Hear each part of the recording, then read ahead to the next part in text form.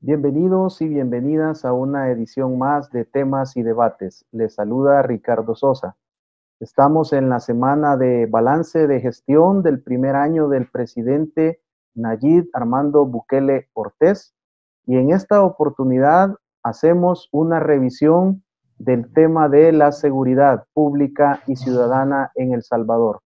El gobierno del presidente Nayib Bukele cumplió 366 días durante su primer año de gestión, y para eso me acompaña el periodista especializado Roberto Valencia, quien además de periodista independiente tiene un libro, diferentes materiales bibliográficos, ha hecho un recorrido y le ha tomado el pulso a la violencia homicida en El Salvador desde prácticamente todo este siglo.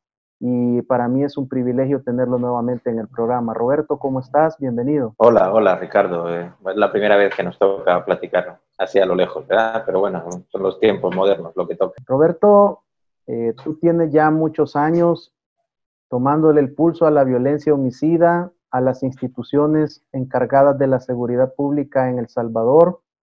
Si no me equivoco, desde el gobierno de Francisco Flores Pérez, tú estás ya de una manera más activa en cuanto a tomar todos los indicadores cualitativos y cuantitativos de la seguridad pública. ¿Qué te deja este primer año de gobierno del presidente Nayib Bukele en materia de seguridad? Pues hemos cerrado este primer año con una cifra de 1.568 homicidios. Sigue siendo una barbaridad. Pero, claro, somos un país que, si nos comparamos con nosotros mismos, pues es la cifra más baja que se tiene desde que se reporta esto con cierta confiabilidad. Es decir, poniendo como punto de partida los acuerdos de paz, nunca habíamos tenido un año, este es un año atípico, no es un año calendario de enero a diciembre, pero bueno, nos sirve para evaluar la gestión del primer año del quinquenio de Nayib Bukele. 166 días, 1.568 homicidios, pues podría ponerse... Yo no soy de los que me gusta abusar mucho de ese adjetivo que en el periodismo se abusa, pero creo que sí que aplica en esta ocasión lo de histórico. Es una cifra histórica. Repito la idea, por lo que ha el país desde que en las últimas décadas. Esta parte está ya validada en su mayor parte por la mesa técnica, es decir, es una cifra en la que 9 de los 12 meses que estamos evaluando ya tienen la certificación de la mesa técnica. ¿Qué es la mesa técnica? Muy brevemente, para la gente que nos esté viendo, pues es un organismo creado por las 3 instituciones que contabilizan homicidios en el país, que son la Policía Nacional Civil, que depende del Ejecutivo, es también el Instituto de Medicina Legal, que depende del Poder Judicial, y la Fiscalía General de la República, que es el Ministerio Público. Es decir, son 3 fuentes que una vez al mes se ponen de acuerdo, llevan sus propias cifras, sus propios conteos y establecen la que se llama la cifra país. Eso no ha ocurrido, no tengo conocimiento, no se han hecho públicos, lo atribuyo a esta coyuntura de la pandemia, no se han hecho públicos los datos de los meses de marzo, abril y mayo. En mayo es con toda lógica porque acaba de finalizar, pero los otros 9 meses sí que es ya la cifra oficial, el dato país, por las dinámicas en las que se ha movido El Salvador en los últimos años. No son diferencias, seguramente aumente ligeramente en 4, 5, 8 homicidios una vez se reúna la técnica, pero bueno, es una cifra ya bastante sólida, 9 de los 12 meses avalados por la mesa técnica, y aunque estemos hablando de muertos y de 1.500 muertos, no es poca cosa. Seguimos siendo una sociedad muy violenta, pero este año ha sido...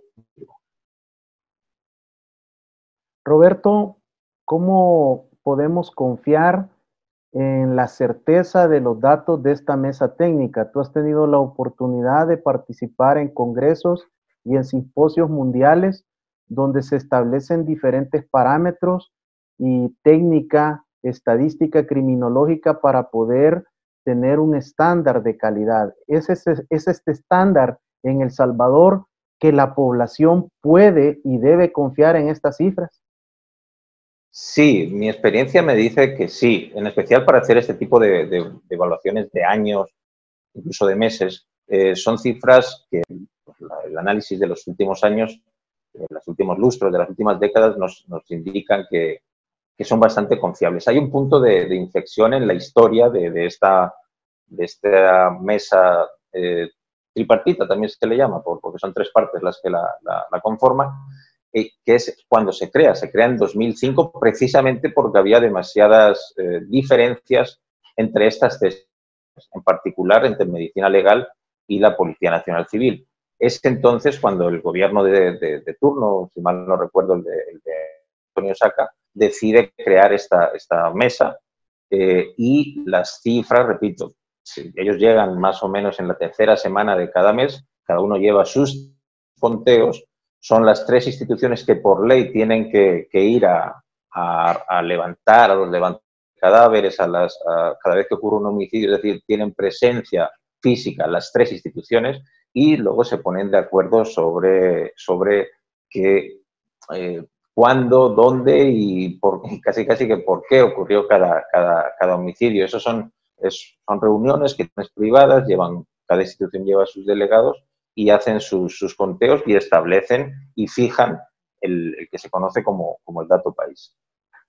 ¿Cuáles son los principales nuevos registros que se han catalogado como históricos en este primer año de gobierno del presidente Bukele y el Gabinete de Seguridad? Hablamos, ¿cuáles son esos datos que realmente a ti te han sorprendido o al menos quizás no esperabas tan pronto estarlos escribiendo en tus datos?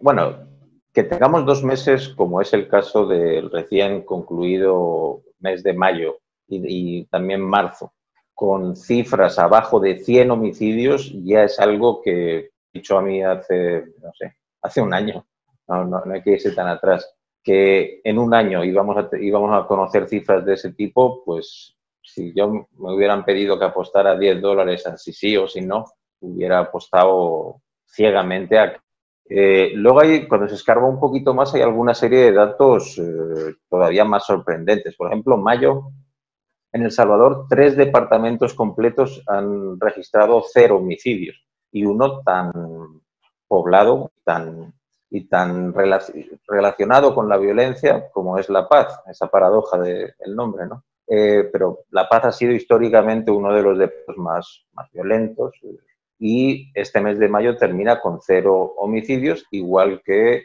Salado y San Vicente. Ya había pasado en los meses anteriores que algún departamento terminaba con 0 homicidios, en especial suele ocurrir con Chalatenango, con Morazán alguna vez, pero el hecho de que se juntaran 3 departamentos con 0 homicidios, que casi suponen 800.000 personas las que viven en esos 3 departamentos, es algo histórico y son de ese tipo de cuestiones que entiendo yo que por la coyuntura que estamos, pues quizá no se valoran en su justa medida, pero sí que son datos muy positivos para el país. ¿Qué ha pasado en Soyapango, Roberto? Incluso tú escribiste una crónica sobre cómo había sido el comportamiento de la violencia homicida en el municipio de Soyapango, pero durante el mes de abril se registraron 4 asesinatos y en mayo se registra 1, tenemos ya 5, que es alarmante dentro de la nueva normalidad de lo que había venido registrando el municipio de Soyapango. Sí, a día de hoy Soyapango es el municipio más poblado si nos atenemos a las cifras oficiales, es el municipio más poblado de la República. Su alcalde dice que todavía son más, pero bueno, eso ocurre en muchos municipios, que los alcaldes no sé exactamente cómo recopilarán ellos. Les gusta decir que vive más gente de la que oficialmente vive. Una explicación lógica que se me ocurre es porque parte de los fondos FODES se asignan en función del volumen de población. Entonces, a todos les interesa decir que viven más gente de la que oficialmente vive. Pero bueno, Soyapango tenía una tendencia que llamó tanto la atención desde hace, eso sí que es prácticamente desde el inicio de la gestión del actual mandatario, en el que, de ser uno de los puntos más violentos, más estigmatizados, con una mayor presencia del fenómeno de las pandillas, que tanto luto y dolor causan en esta sociedad a las familias, pues habíamos pasado a que estuvieran liderando las cifras de los municipios menos violentos de la República. En abril ocurrieron 4 homicidios y, como bien apuntas, en mayo 1 oficialmente, y según la PNC, repito siempre, estas cifras luego las tiene que validar, las tiene que homologar la mesa técnica, claro, se nos han juntado esos 5 ahí y da la impresión, porque es fácil acostumbrarse a lo bueno, cuando veníamos varios meses consecutivos con 0 homicidios en Soyapango, como que hay ahora no sé, un pequeño repunte. A ver, Soyapango era un municipio en el que era normal hace 3, 4 años que se registraran 16, 18, 20 homicidios todos los meses.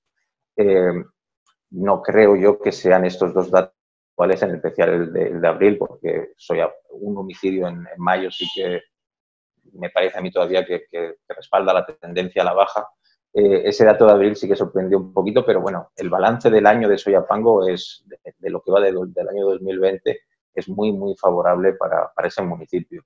Hay que hilar un poquito más fino y yo para los casos tan puntuales prefiero complementar las cifras y los datos que se obtienen y que muchas veces están disponibles en línea para que cualquier ciudadano haga sus consultas, pero para entrar a conocer más al detalle, yo prefiero hacer trabajo de campo e ir a visitar estos lugares, algo que no he hecho en las últimas semanas, en los últimos meses. ¿Cuáles municipios son los que más te han sorprendido en positivo? Y al otro extremo, ¿cuáles te ha llamado la atención dentro de toda la disminución de este año del gobierno del presidente Bukele, que se puede decir están en una condición negativa o que ingresan al top 25?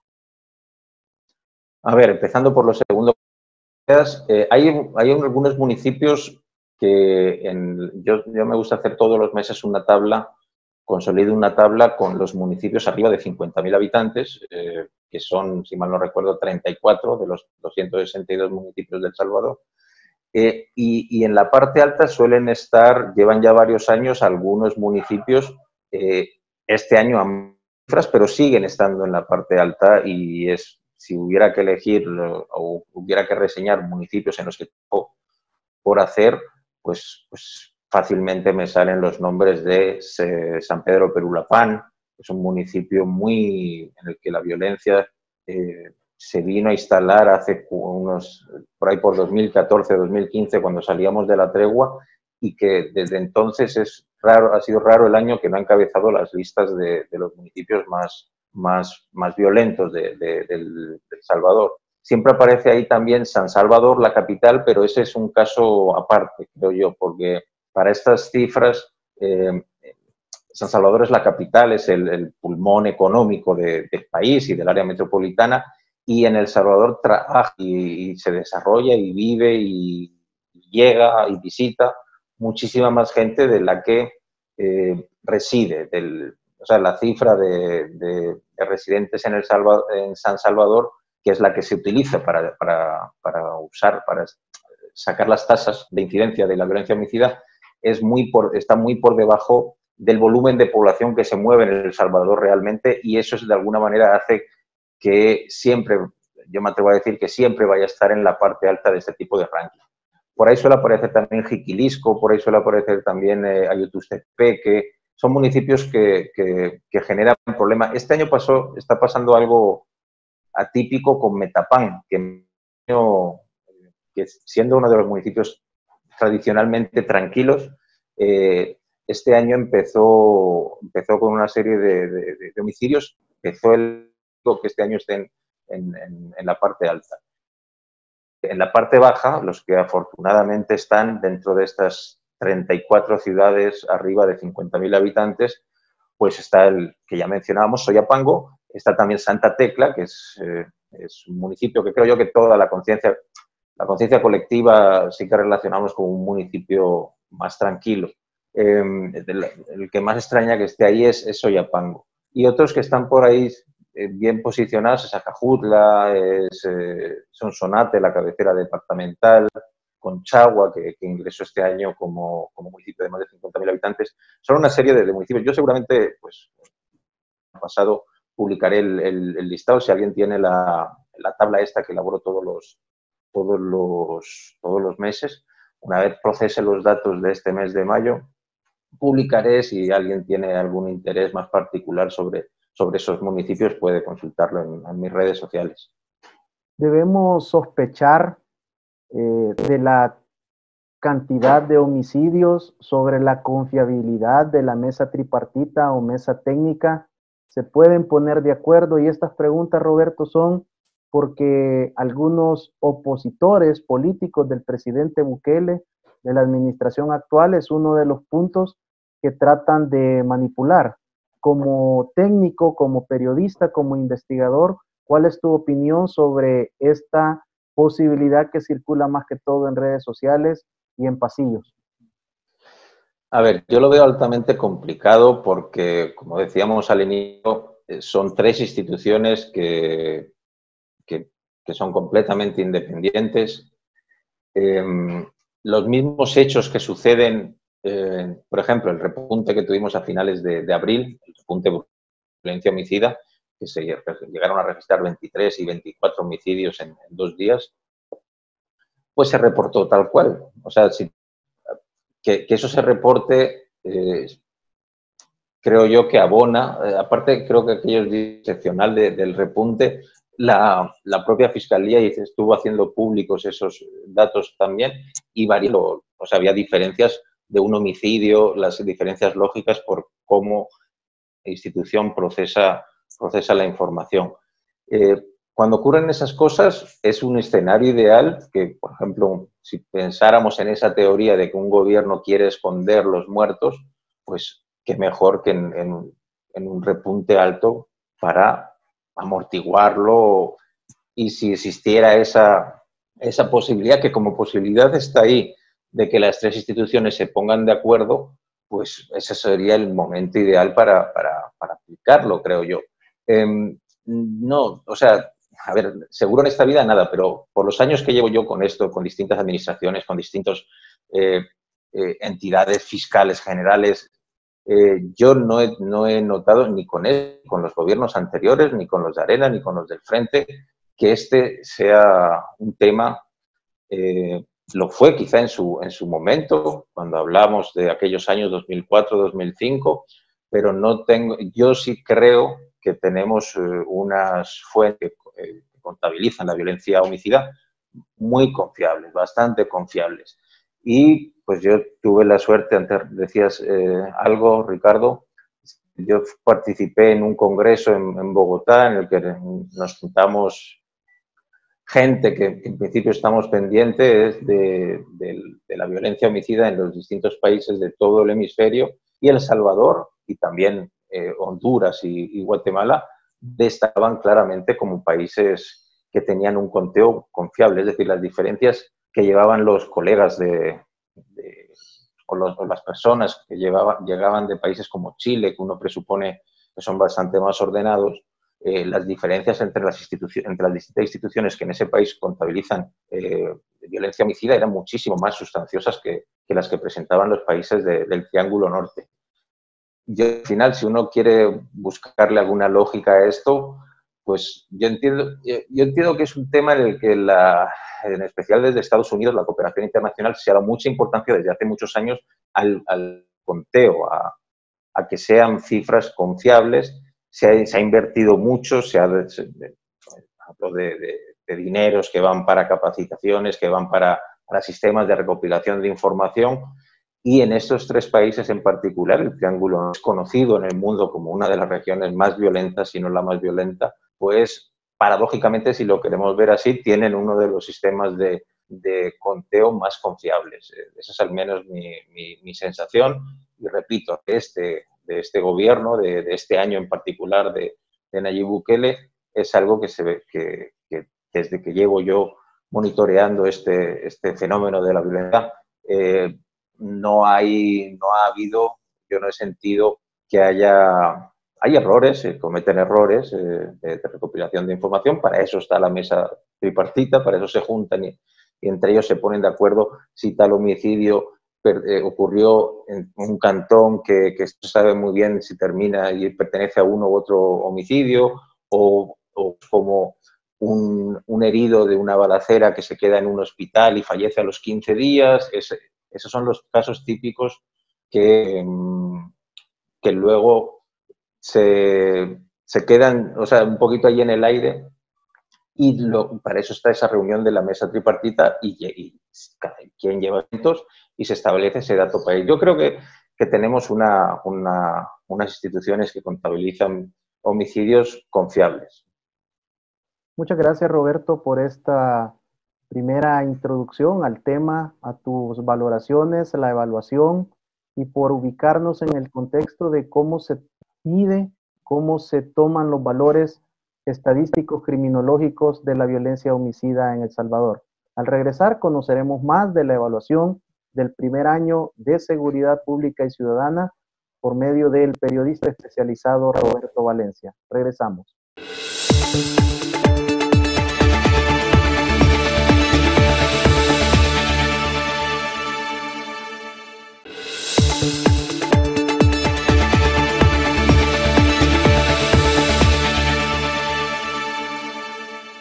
Gracias por continuar con temas y debates en esta oportunidad, haciendo en la semana de evaluación del primer año del gobierno del presidente Nayib Bukele. Estamos evaluando y conociendo la opinión de un especialista, de un periodista investigativo, en el sentido de que le da seguimiento al pulso de la violencia en El Salvador. Además, es escritor de uno de sus últimos materiales, un libro que ha sido muy reconocido, su trayectoria, que está vendiendo muchos ejemplares dentro y fuera del país. ¿Cómo va la venta del libro, Roberto? Sabemos que esto de la pandemia por el COVID-19 te ha quitado posiblemente algunos viajes que tenías para presentarlo, pero ¿cómo ha estado el desarrollo del material? Bueno, ahí está, sí, se cerraron todas las librerías y supongo que algún tipo de afectación habrá habido. No soy yo como autor quien se dedica a estar pendiente de cuántos y cómo se venden esos libros. Eso es cosa de la editorial que está en España.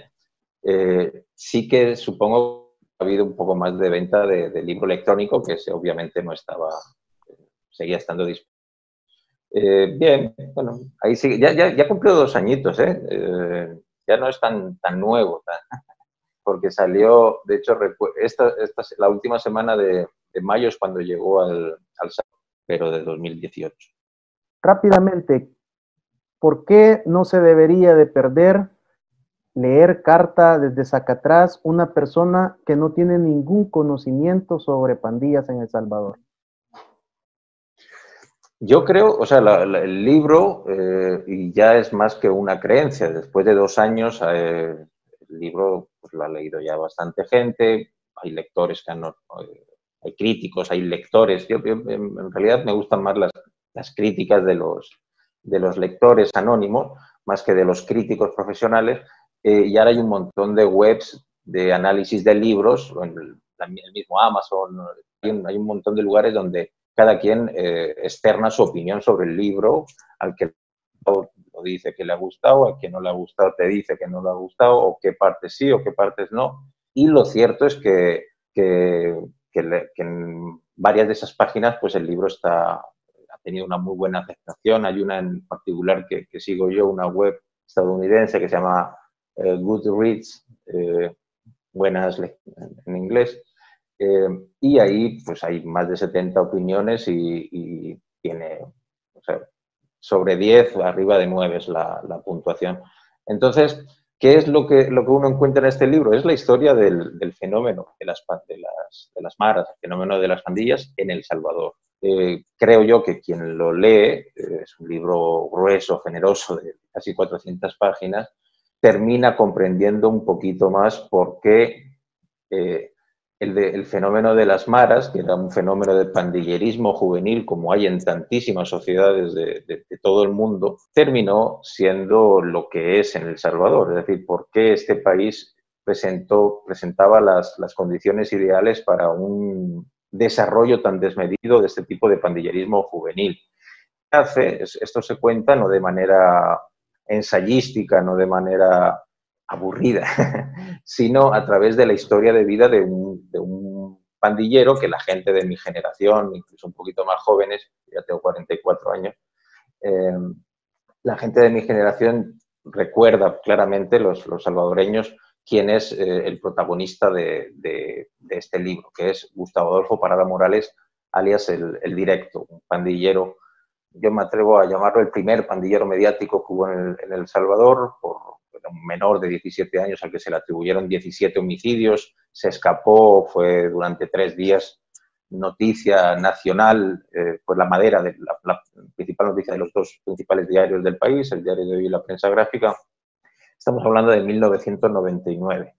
Y yo me dediqué a reconstruir durante casi 8 años, hablando no solo con él, hablando con muchísima gente de su entorno, gente que lo conoció, empleados del sistema de justicia, empleados del tema penitenciario, etcétera, etcétera, muchísimas, de docenas de entrevistas, y reconstruyó su vida, y a través de la reconstrucción de su vida creo yo que uno logra ese objetivo de conocer un poquito más por qué se desarrolló tanto el fenómeno y tuvo tanto arraigo y se enraizó tanto en esta sociedad el fenómeno de las maras.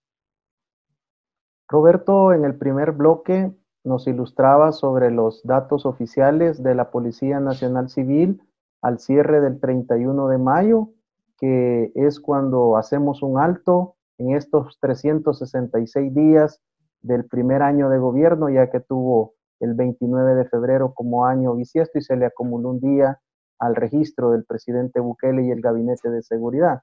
Pero la pregunta clave como periodista especializado es: ¿a qué atribuyes tú las posibles causas de esta disminución de la violencia homicida?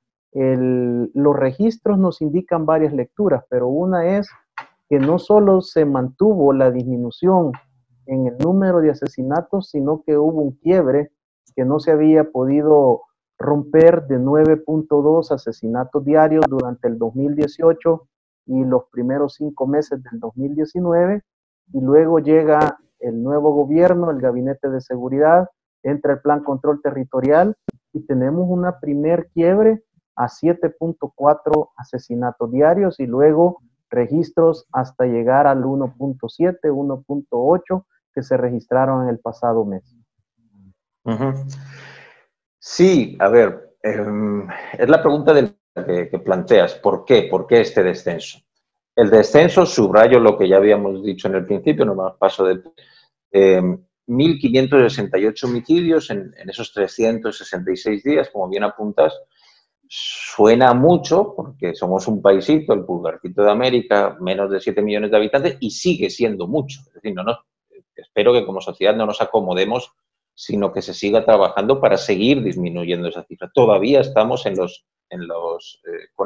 con tal cual va desarrollándose el año 2020, los primeros 5 meses, el país terminaría con una tasa de 10 homicidios por cada 100.000 habitantes, que es poco cuando venimos.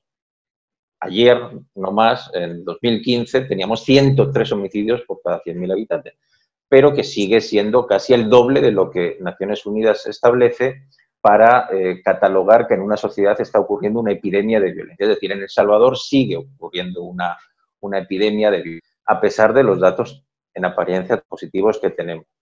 Esos 1.500, repito, que siguen siendo muchos. Ningún año, yo me tomé la libertad hace un par de días de hacer un ejercicio de comparar los primeros años de los últimos 4 presidentes y en ninguna vez se había bajado de los 3.000 homicidios. O sea, estamos menos de la mitad en algunas ocasiones. De hecho, el primer año de gestión más violento fue el de la administración anterior, la de Salvador Sánchez Serén, y era más de 4.000 homicidios los que se tuvieron en el año. Entonces, eso. todo hay que ponerlo en su lugar. 1.568 homicidios siguen siendo muchos. Seguimos siendo una sociedad muy violenta, pero venimos de donde venimos. ¿Y por qué? Que es la pregunta del millón. Pues ahí es cuando entramos en un terreno más especulativo o de creer a ciegas opiniones muchas veces interesadas. ¿A qué me refiero? El gobierno dice que esto es una consecuencia directa del plan que activó hace casi un año, porque fue en la tercera semana de junio, si mal no recuerdo, que se llama el Plan Control Territorial. El gobierno dice que la reducción se debe inequívocamente al Plan Control Territorial. Un dice el gobierno.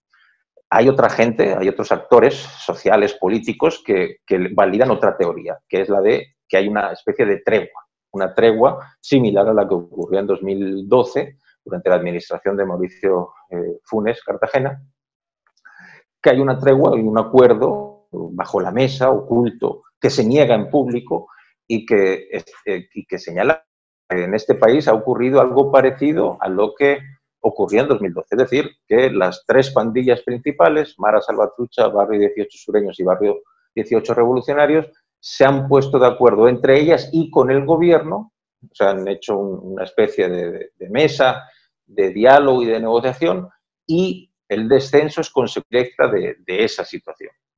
Eso es otra teoría que basta entrar en redes sociales, tiene numerosos adeptos.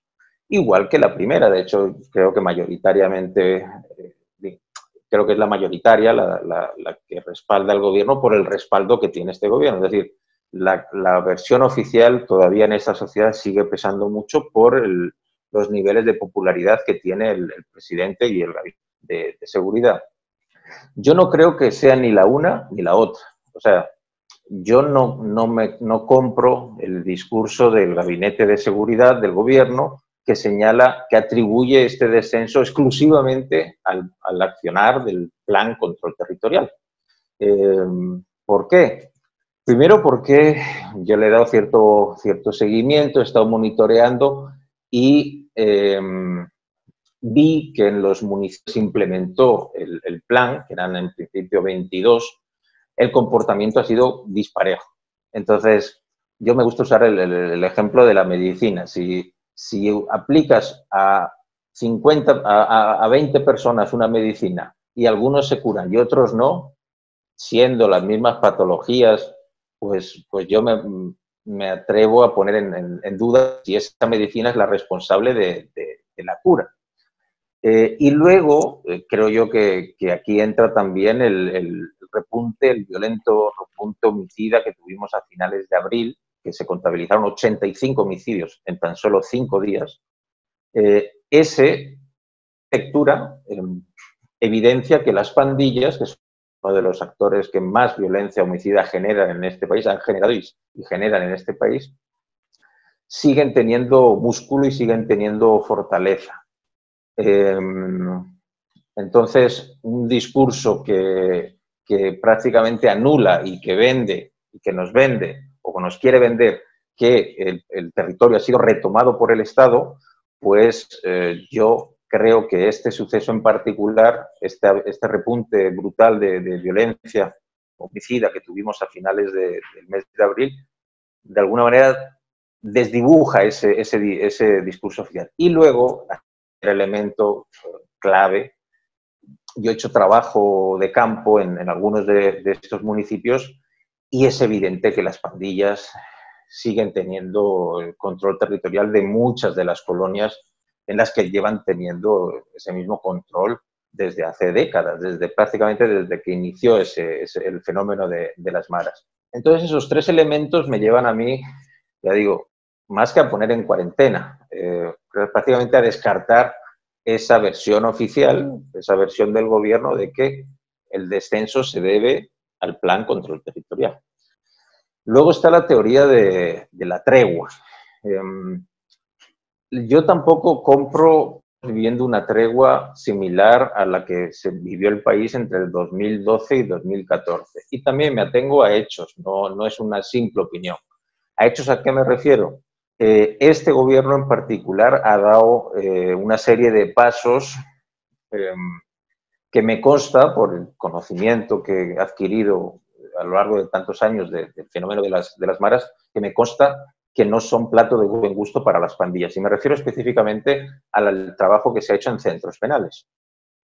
Durante esta administración se dieron dos pasos que ninguna otra administración se había atrevido a dar. Primero, juntar y hacer que determinados centros penales icónicos en este país, cuando estábamos hablando de este tema, como es Ciudad Barrios, que era el cuartel general de la Mara Salvatrucha, un penal exclusivo, que estuvo durante 15 años siendo penal exclusivo de la Mara Salvatrucha, pues en principio, a finales de abril y todavía en agosto, hubo una serie de traslados que hicieron que estos penales dejaran de ser exclusivos de tal o cual pandillas. Había pasado también en Quesaltepeque, se ha cerrado Cojutepeque, se ha cerrado Chalatenango. O sea, se han dado una serie de pasos en los últimos meses, también en el final de la gestión de la administración anterior, que hacen poner en duda que si hay un acuerdo con las pandillas, estos pasos sean, o sea, estos son pasos que molestan mucho a las pandillas. A mí me consta. Tuve hace poco la oportunidad de estar en Ciudad Barrios, ahora en el mes de mayo, para un trabajo para o sea, solo la llegada de los 18eros hace 8 o 9 meses ya fue un problema, porque a la Mara Salvatrucha le estaban quitando su penal. Son cuestiones que cuesta digerir un poquito, pero que así son. Y todo esto que he dicho es el primer paso que se dio en este tema de los centros penales. El segundo es el de mezclarlos y revolverlos y hoy, esta noche, nosotros estamos hablando aquí, esta noche van a miles de pandilleros activos, importante reseñarlo, activos de la Mara Salvatrucha con pandilleros de la 18 revolucionarios y con pandilleros de la 18 sureños. Eso es no es una medida que va en la dirección opuesta a una tregua. Para mí es un elemento que prácticamente, digo, no descarta por completo, pero es un elemento muy definitorio que me hace a mí pensar que esa primera, que la teoría de la tregua es sólida. A mí no me parece sólida. Hay otros elementos, pero creo que por cuestión de tiempo nos quedamos aquí. Yo sí tengo que decir qué es lo que creo que está pasando, es que las pandillas, por iniciativa propia, han tomado una serie de acuerdos entre ellas para... No es ni siquiera una concesión a la sociedad o un arrepentimiento, nada, no va por ahí la explicación que yo le doy. Simplemente por estrategia de grupos criminales que son, han considerado que en esta coyuntura les convenía más bajar los niveles de violencia homicida entre ellas y también con el Estado, como se hizo en la administración anterior, que hubo prácticamente una guerra abierta entre las tres pandillas y el Estado, que generó cientos de muertos. Policías, en familiares, pero también en pandilleros, en familiares, etcétera, etcétera, etcétera. Yo es la explicación, pero agarrada un poquito o sea, hay un elemento especulativo ahí, es la explicación que yo me hago a mí mismo para el descenso. Creo que las dos, que quizás son las que más adeptos tienen, plan control territorial como explicación o tregua como explicación, para mí no son lo suficientemente robustas.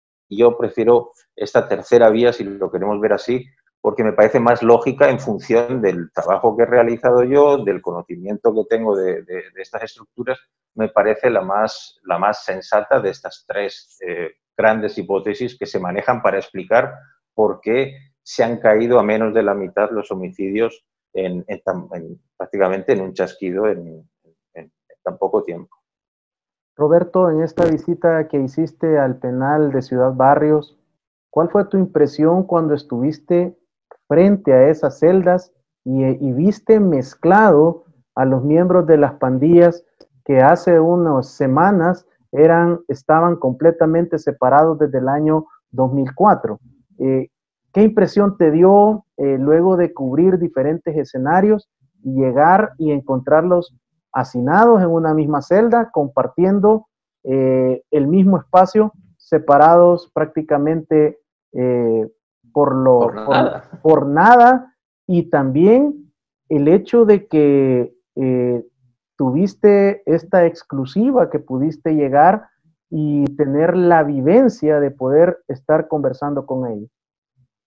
Pues es en alguna pista, porque, o sea, uno es consciente por todos los años que llevo monitoreando este fenómeno, hablando con víctimas, con ellos, con victimarios, del odio que se tienen. Es un odio muy genuino. Y llegar a un lugar en el que no solo es que están a la par sin que nadie interceda, o sea, ahí se apagan las luces. No es correcto eso porque no hay luces. En Ciudad Barrios en particular no hay ningún tipo de ni nada. Es la luz natural. Cuando se va el sol se quedan a oscuras y están, ahí no hay Estado, no hay custodios, no hay nada. Y están en números generosos. Olvidémonos de las celdas que vemos en las películas gringas donde hay 2 camarotes, literas, dicen allá en España, con 4 personas durmiendo, cada uno leyendo su libro, uno arriba y otro abajo. No.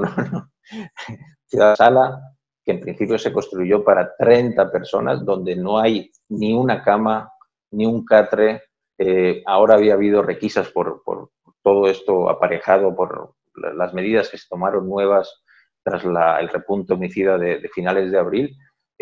Tenían unas pocas colchonetas, unas pocas, o sea, 5, 10, 12 colchonetas para 90 personas que habían una celda construida para 30. Tienen que compartir 2 baños, y baños también, quitémonos la idea del bidé higiénico y limpio. No.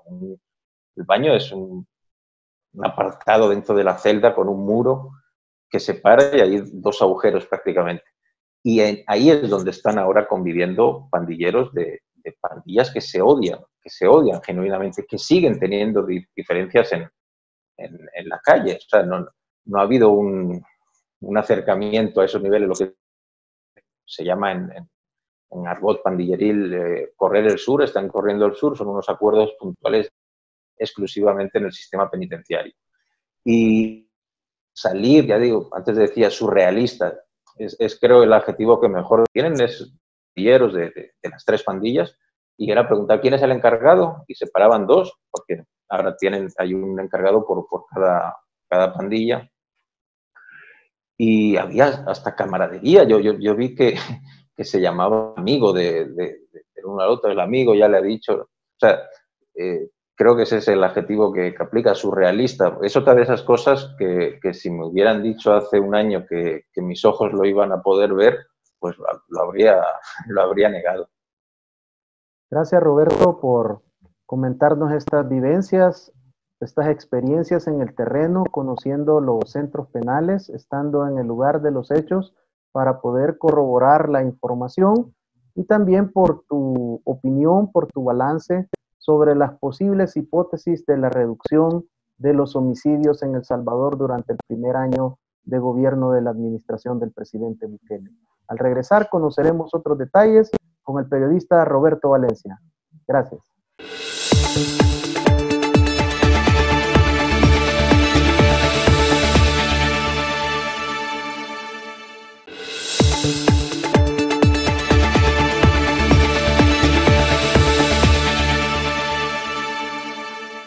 Gracias por continuar con temas y debates. Estamos con el periodista especializado Roberto Valencia, quien le toma el pulso a la violencia homicida en El Salvador y en el Triángulo Norte. Además tiene experiencia conociendo el fenómeno de las pandillas a nivel de América Latina.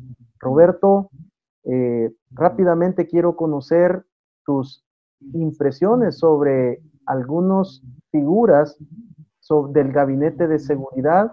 Uno de los avances, de los logros, en mi opinión, es que hemos tenido estabilidad durante este primer año, los mandos se han mantenido, y esto, por supuesto, que le brinda el poder desarrollar las diferentes etapas del plan control territorial, 3 que conocemos nosotros, 4 que no conocemos. En primer lugar, la Policía Nacional Civil, la hija predilecta de los acuerdos de paz. Tú has hecho mucha investigación y reporteo sobre la conducta, el accionar. ¿Cuál es tu impresión de la policía en este primer año de la administración del presidente Bukele? Si estamos hablando de que las cifras de violencia homicida son especialmente bajas, como nunca antes habían tenido en la historia reciente de este país, y si me preguntas en particular por la institución que es la que debe llevar digamos, la punta de lanza del, o el actor principal, llamémoslo así, el responsable principal de este descenso, pues es una institución que ha hecho un trabajo, creo yo, interesante. Hay un aspecto que en lo particular, en lo personal, a mí no me termina de agradar. Creo que en este año su perfil se ha reducido a favor de la otra institución que forma parte del ejército, como es la Fuerza Armada. Yo siento que la Policía Nacional Civil, o sea, que el peso, el empuje de la Fuerza Armada dentro de la planificación y dentro hasta de la imagen que se le ha querido dar a los diferentes actores que están integrados en el gabinete de seguridad, creo yo que la PNC ha salido perdiendo en ese sentido, en especial en un país como es El Salvador, que no es un país normal, digamos, en ese sentido. Tuvimos una guerra hace muy poquito, una guerra civil muy cruenta, con más de 75.000 asesinatos contabilizados oficialmente. Y una de las consecuencias una de las cuestiones que se abordaron en los acuerdos de paz era precisamente darle a la Policía Nacional Civil un papel más preponderante y restárselo a la Fuerza Armada. Y por eso se desmantelaron todos los cuerpos que estaban de alguna manera relacionados con el Ministerio de Defensa. Entonces, dentro de ese contexto, sí que yo en lo particular preferiría que la voz cantante, por no decir la única, la Policía Nacional Civil. Y sí he sentido que esta administración en particular le está queriendo dar mucho peso, mucho mayor peso a la Fuerza Armada. Pero en términos generales, aprobada. Sí, o sea, creo que las cifras están ahí y como solución, pues sí, en términos generales aprobada, sí. Y ese es el ejercicio. Luego tenemos la presencia de la Fuerza Armada. Desde 1993, Roberto, fuimos incapaces como sociedad de mantenernos sin el apoyo de la Fuerza Armada en tareas de seguridad pública. De hecho, el mismo presidente que firma la paz firma la salida de la Fuerza Armada a tareas de seguridad pública. Ya nos emitías tus primeras valoraciones sobre la Fuerza Armada, pero en términos generales, ¿cómo has visto el apoyo a la seguridad pública? O sea, es otro actor corresponsable de las cifras positivas que tenemos en el país. Entonces, como tal, pues creo yo que no se puede hablar mal de su rol. Tampoco he notado yo, y es un tema al que doy seguimiento, que la mayor participación de la Fuerza Armada en labores de seguridad pública que ha tenido esta administración se haya traducido en un mayor de denuncias de violaciones a los derechos humanos y cuestiones por el estilo, como han ocurrido en años anteriores. Es decir, no tengo cuando yo cuestiono el rol de la Fuerza Armada, no lo hago desde la sensación o desde la convicción de que los soldados violan los derechos humanos de la población en general más que los policías. Simplemente es algo hasta cuestión personal. Yo soy una persona que si de mí dependiera, Salvador debería seguir los pasos de Costa Rica y de Panamá y invertir más en educación que menos en el punto de disolver la Fuerza Armada. Pero bueno, esas son consideraciones personales. Su trabajo como corresponsable del descenso que hemos tenido, pues ahí está y no tengo mayores reproches. Es más, el punto que señalo es una cuestión de percepción personal, que prefiero que las cuestiones de seguridad pública estén en manos de civiles que de militares. Roberto, una de las figuras quizás que no se le ha reconocido su trabajo ha sido la administración de centros penales, pero tú y yo hemos tenido la oportunidad de entrar a los centros penales en tres grandes momentos. Antes de los cambios de los programas de tratamiento que en el gobierno anterior se le denominó Yo Cambio, durante el gobierno anterior y en este gobierno del presidente Bukele. ¿Cuál es tu valoración del papel de centros penales?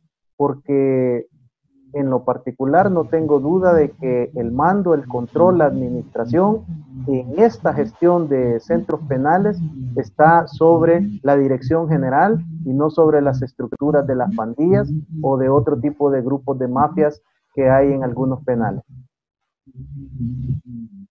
Sí, quienes hemos visitado los centros penales de El Salvador desde hace ya muchos años, es evidente, y eso no es solo de esta administración, también hay que reconocer que la administración anterior, en los últimos años sobre todo, ya se hizo un trabajo por retomar el control de las cárceles.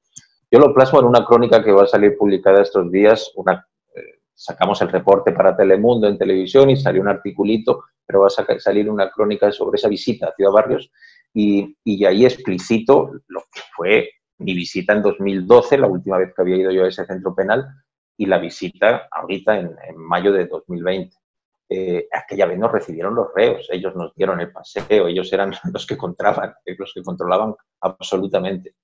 Ahorita no solo es que eso no sea así, también se han dado pasos en el sentido, pasos importantes, simbólicos, si quiere uno verlos así, como que el penal esté pintado del color que el Estado decida, que es un color beige.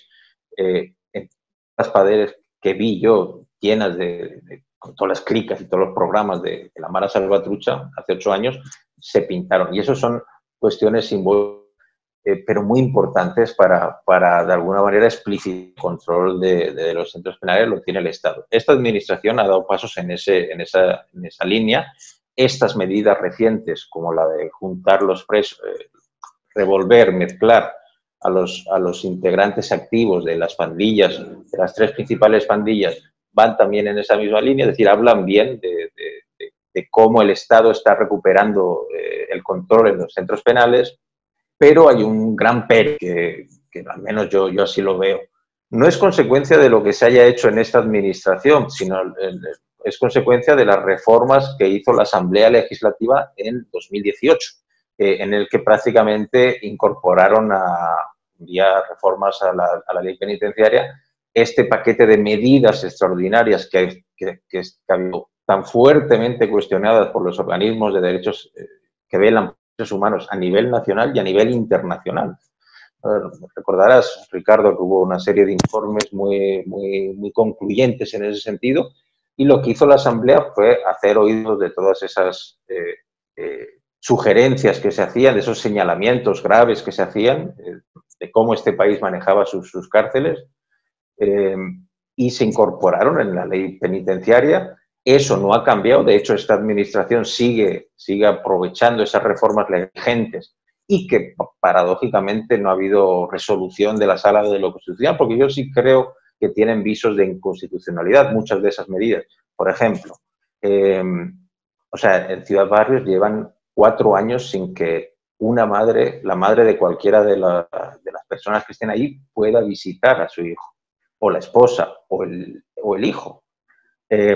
Como yo tengo la convicción de que en un proceso de rehabilitación las visitas de los seres queridos son para mí un componente importantísimo, no puedo aplaudir una administración que sigue, aunque ellos no hayan sido los promotores de esos cambios, pero que siguen de alguna manera haciendo uso de ellos.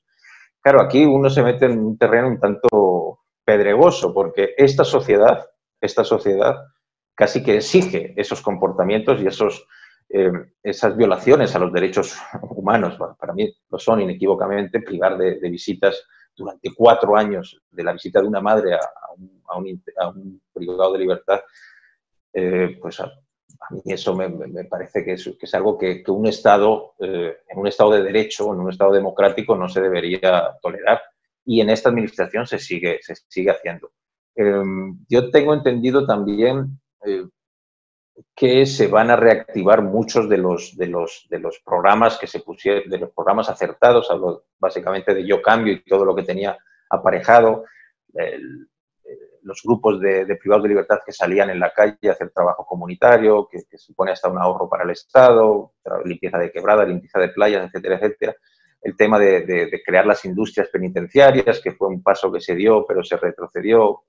yo entiendo que esta administración va a retomar buena parte de lo bueno que se hizo en el tramo final de la administración anterior. Espero que, o sea, para redondear un poquito la idea, esta administración ha dado algunos pasos muy positivos. El control de que el Estado sea el que controle las cárceles es un paso muy positivo. También es un paso que ayuda a controlar, valga la redundancia, a estos grupos criminales que tienen, en particular las pandillas, en su organigrama funcional, los liderazgos en las cárceles tienen mucho peso, tenían mucho. Entonces, todo eso es incuestionable, son pasos que se han dado en la buena dirección, pero también está el otro componente ahí de que sigue siendo un sistema penitenciario altamente inhumano, en el que hay condiciones de hacinamiento medievales, y creo yo que eso no ayuda a la idea, que no es cuestión de un capricho personal, de lo que a mí me guste. La propia Constitución, en su artículo 27, dice claramente que las cárceles, que los centros penitenciarios deben tener una vocación rehabilitadora, es decir, que la gente que por la razón que sea ha terminado en un centro penal privado de libertad, como sociedad nos interesa también, hasta hay un componente de egoísmo, que cuando salga, después de pasar sus 8, 10, 12, 14 años, salga productivo para la sociedad, no para seguir delinquiendo. Y creo que en ese área, todavía en especial en los centros de pandilleros, los centros en los que están encerrados los privados de libertad, todos son pandilleros, de distintas pandillas ahora, pero siguen siendo pandilleros. Yo creo que hay mucho que mejorar en ese sentido. Roberto, quiero darte las gracias por haber aceptado mi invitación para participar en esta semana de evaluación del primer año de la presidencia del señor presidente Nayib Armando Bukele Ortiz y hacer el balance y el análisis de seguridad. Te agradezco la atención y a ver si en una próxima ocasión, ya sin pandemia de por medio, podemos estar en persona y saludar y platicar, que siempre es mejor platicar face to face que así hablar a un teléfono que es un tanto personal. Así será, Roberto. Estaremos recurriendo para tu balance, tus análisis y, por supuesto, me comprometo a hacer otro programa próximamente para que nos puedas comentar y dar tu opinión sobre los desafíos, sobre los retos para el presidente Bukele y su gabinete de seguridad en este segundo año de gobierno. Amigos y amigas televidentes, llegamos al final de este espacio, agradeciéndoles su atención, deseando que Dios les bendiga.